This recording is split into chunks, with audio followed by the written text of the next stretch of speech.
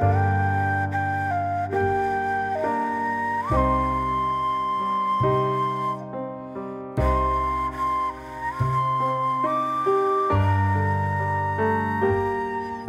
Phật dạy 10 cách đối mặt với sự cô đơn và quá ức chế. Chào mừng các bạn đến với kênh YouTube của chúng tôi. Hôm nay chúng ta sẽ cùng nhau khám phá về một chủ đề cực kỳ quan trọng và xúc động, đó là 10 cách đối mặt với sự cô đơn và quá ức chế. Những trạng thái tâm lý này đã và đang ảnh hưởng đến chúng ta trong cuộc sống hàng ngày. Bạn có từng trải qua những khoảnh khắc cô đơn khi cảm thấy mình bị lạc lõng giữa đám đông, hoặc những lúc quá ức chế khi không biết làm thế nào để vượt qua những thách thức đang đặt trước mắt? Chúng ta không phải là những kẻ duy nhất trải qua những trạng thái này. Hãy cùng nhau đối diện và khám phá chúng để tìm ra cách vượt qua. Thứ nhất, trong những khoảnh khắc cô đơn, chúng ta cần sự chữa lành và sự giúp đỡ từ người khác. Trong cuộc sống, khoảnh khắc cô đơn đáng nhớ nhất của tôi đã xảy ra khi đứng giữa đám đông nhưng vẫn cảm thấy cô đơn đến tận tâm hồn. Cảm giác này mang đến sự trống rỗng và khó chịu, khiến tôi nhận ra rằng cô đơn không chỉ là trạng thái cảm xúc mà còn là một trạng thái tâm lý sâu xa. Nhưng chúng ta không cần phải trải qua cô đơn một mình. Đối mặt với cảm giác này, sự chữa lành và sự giúp đỡ từ người khác trở thành cần thiết.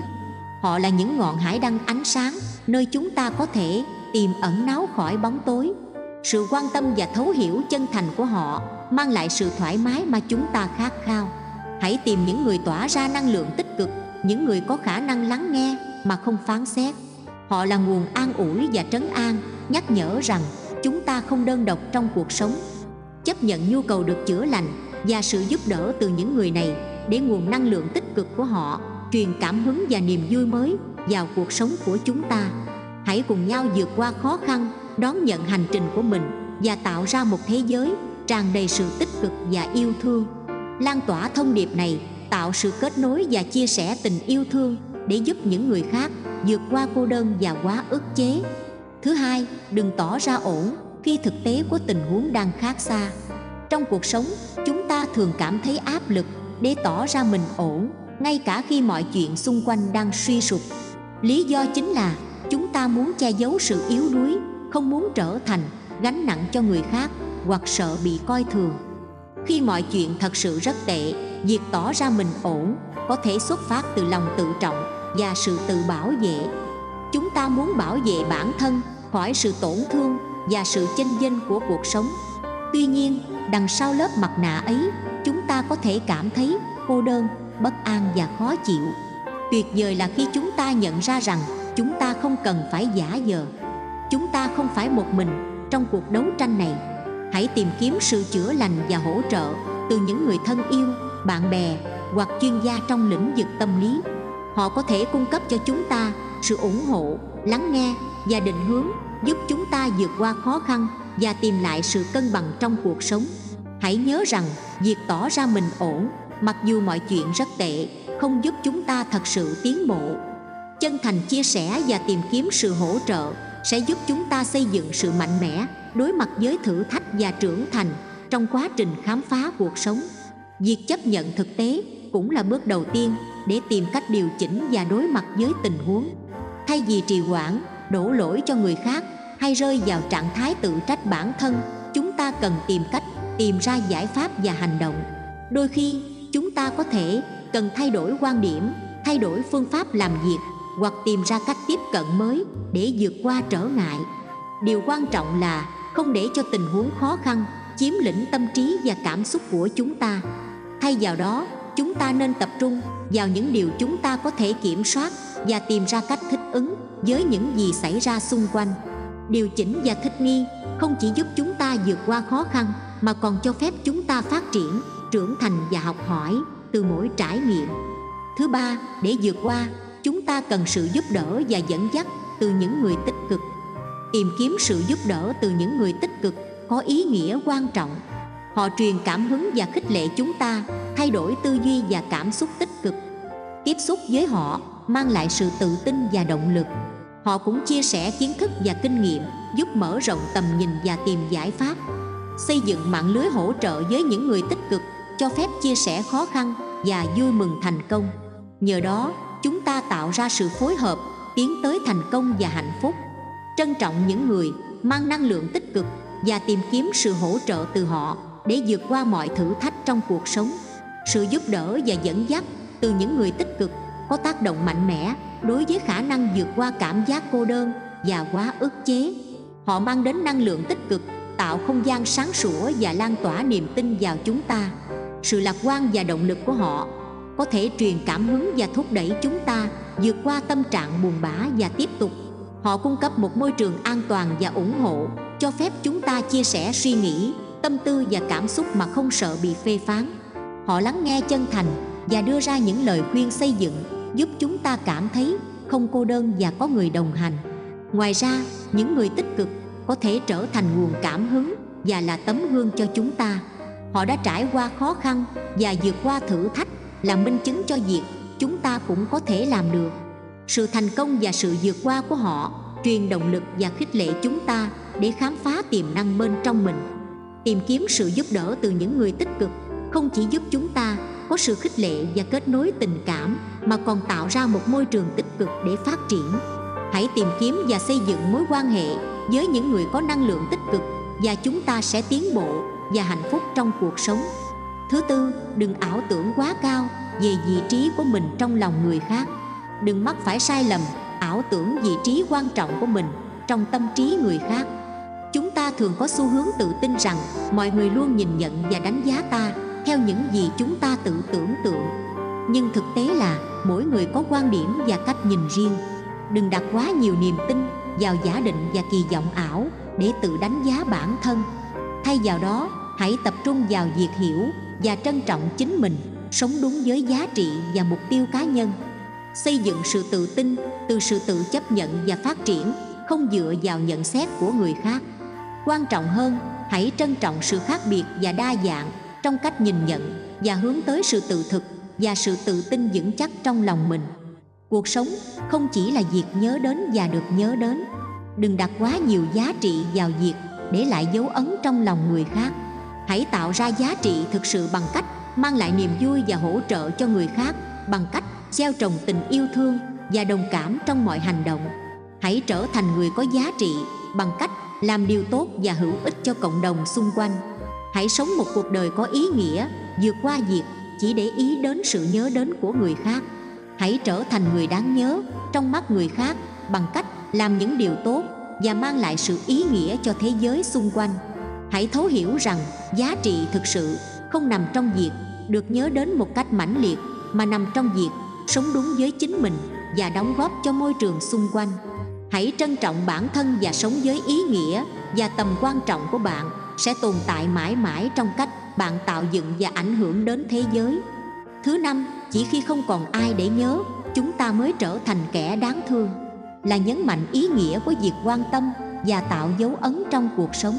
Nó nhắc nhở chúng ta rằng việc đánh giá giá trị của bản thân không nên chỉ dựa trên sự nhớ đến từ người khác. Đúng hơn, ý nghĩa thực sự của chúng ta được xác định bởi những hành động và tác động tích cực mà chúng ta mang đến cho thế giới xung quanh.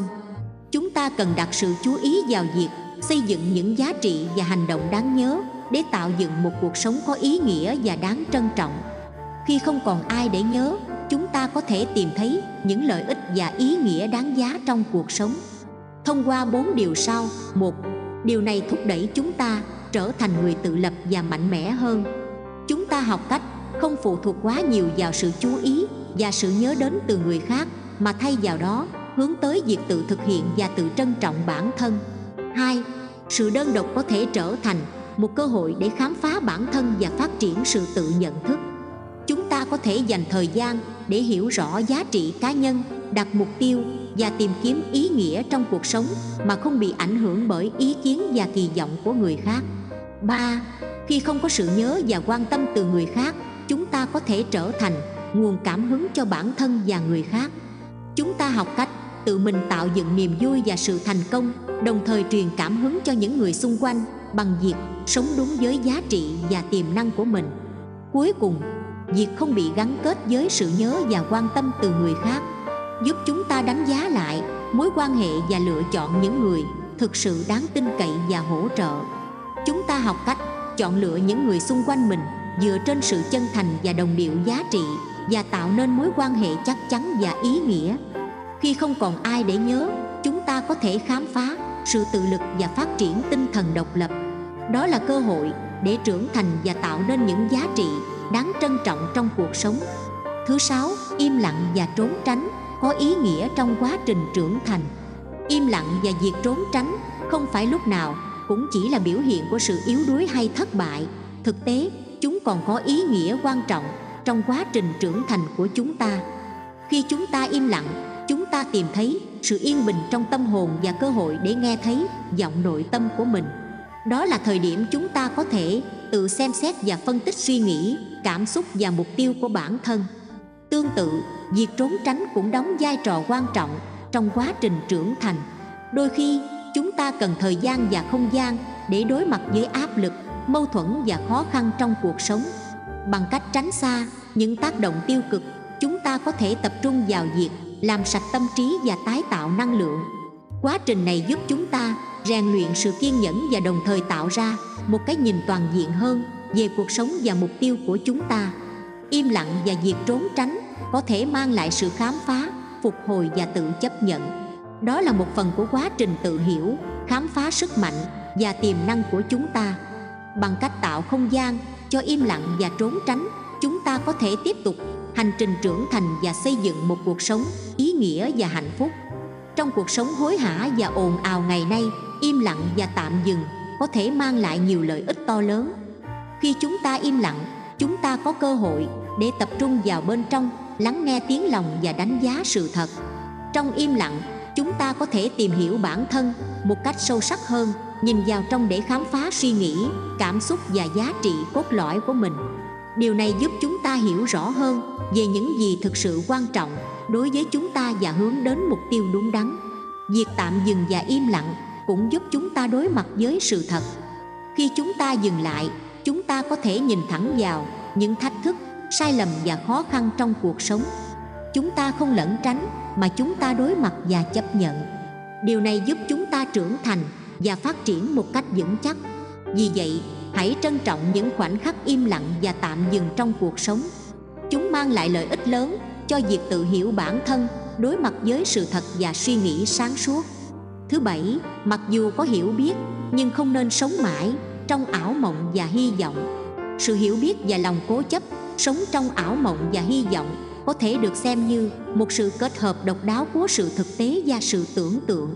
Mặc dù chúng ta có thể hiểu rõ rằng cuộc sống không phải lúc nào cũng như những gì chúng ta mơ ước, lòng cố chấp và hy vọng vẫn là nguồn động lực mạnh mẽ để tiến về phía trước.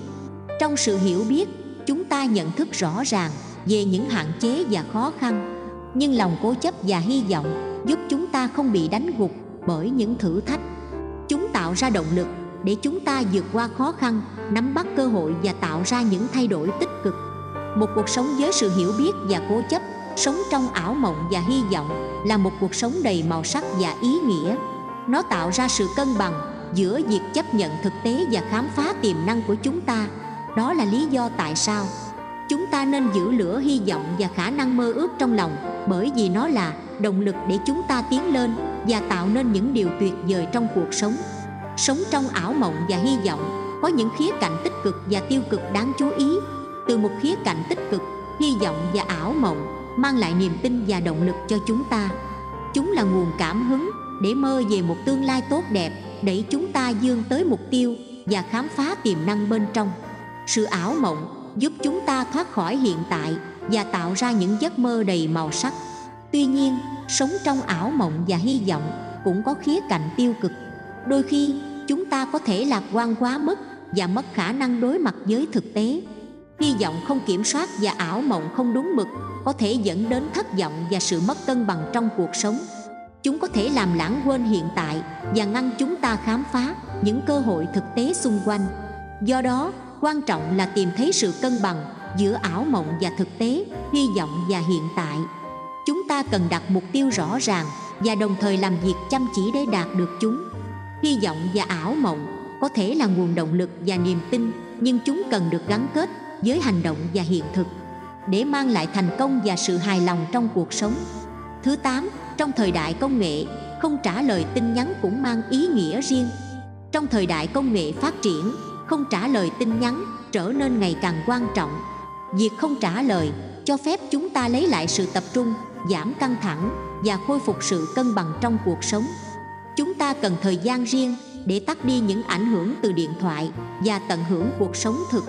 Bằng cách không trả lời, chúng ta có thể xây dựng lại động lực sáng tạo, tăng hiệu suất công việc và nâng cao chất lượng quan hệ cá nhân. Đôi khi, việc không trả lời là cách tốt nhất để bảo vệ sự trân trọng với bản thân và đánh giá cao thời gian và sự hiện diện của mình. Một sự thật đáng suy ngẫm là việc không trả lời tin nhắn cũng là một câu trả lời.